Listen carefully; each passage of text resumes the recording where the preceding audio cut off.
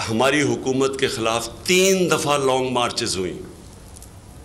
3 दफ़ा हमारी हुकूमत को, जबकि एक इतने बड़े माशी बुरहान से गुजर रहे थे, उसके बावजूद फजल रहमान ने 2 मार्चेस की और बिलावल भुट्टो ने 1 मार्च। 3 दफ़ा। और हाँ, मरियम ने भी 1 मार्च की थी, जो मेरे ख्याल में गुजर खान में कहीं रह गई थी, पहुंची नहीं इस्लामाबाद। तो हमने तो कभी किसी को नहीं रोका। तब तो इनको नहीं ख्याल आया कि कोरोना के भी अजाब से गुजर रहे हैं, हम एक बैंकरप्ट मुल्क छोड़ के गए, वो भी उससे हम निकलने की कोशिश कर रहे थे। तब तो हमें किसी ने नहीं परवाह की कि पाकिस्तान कितने बड़े मुश्किलात में है। तो मैं सबसे पहले कहना चाहता हूँ कि मैंने ये पहले कर देनी थी। हमने मार्च, जब इन्होंने हमने एक पुरअमन एहतजाज किया 25 मई को, जो उन्होंने तशद्दुद किया हमारे ऊपर, उसके बाद उसके अगले दिन मैं अगर वो ना उस वक़्त उसको कॉल ऑफ करता तो अगले दिन वाकई इस मुल्क के अंदर इंतशार होना था, मुल्क में खून होना था अगले दिन। मैंने इसलिए वो कॉल ऑफ किया कि मुझे पता था कि जिस तरह का इन्होंने हमारे ऊपर तशद्दुद किया वो 25 की रात को, अगले दिन वो जाना था खून की तरफ।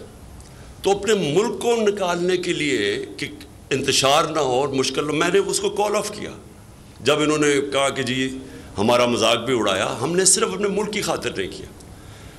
अब होता क्या है, पहले एक बैरूनी साजिश के तहत ये हमारे ऊपर इन चोरों को मुसल्लत करते हैं।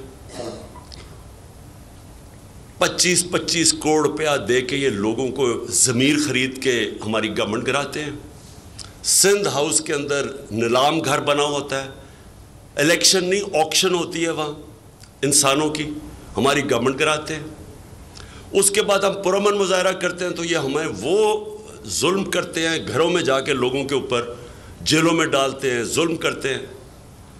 उसके बाद जब हम इलेक्शन जीतते हैं, बाय इलेक्शन जीतते हैं जुलाई का, उसके बाद केसेस की बारिश हो जाती है।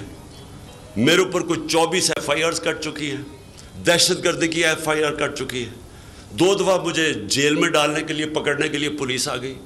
हमारे सारी टॉप लीडरशिप के ऊपर FIR कट जाती है। मीडिया के ऊपर ये जिस तरह की पाबंदियां लगाते हैं और जो जुल्म करते हैं, पाकिस्तान की किसी डेमोक्रेसी के अंदर इसकी मिसाल नहीं है।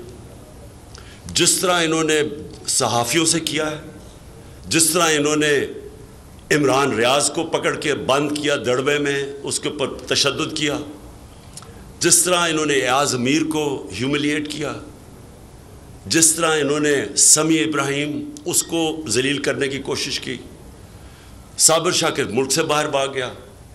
और जो सबसे तकलीफ दे है, मैं समझता हूँ कि सहाफ़ी बरादरी के लिए, कि इससे तकलीफ दे चीज़ जो इन्होंने अरशद शरीफ से की है, मैंने पाकिस्तान में ऐसी मिसाल नहीं देखी।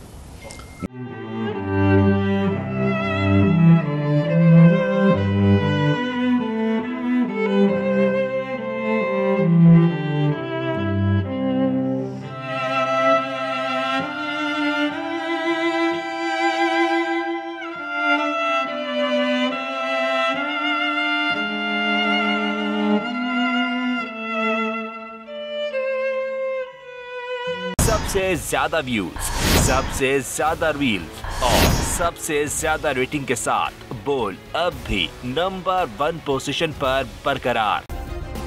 सब्सक्राइब करें और बेल दबाएं ताकि कोई खबर रह न जाए।